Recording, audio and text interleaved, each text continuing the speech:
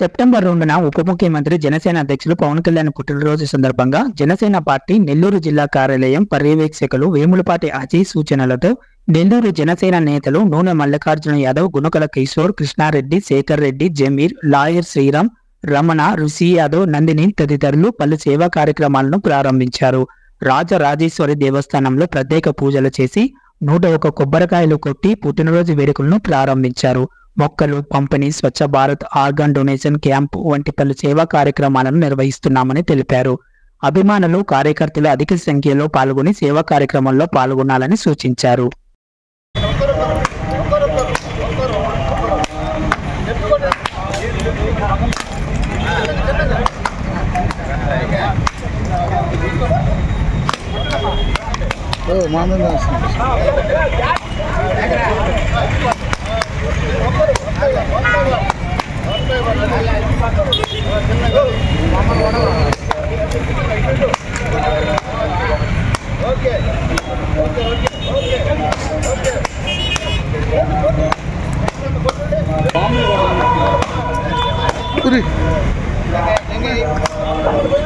నిర్వహిస్తున్నాము.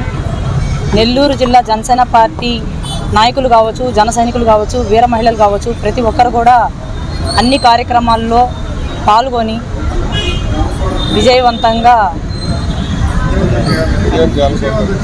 విజయవంతం చేయాలని కోరుకుంటున్నాం.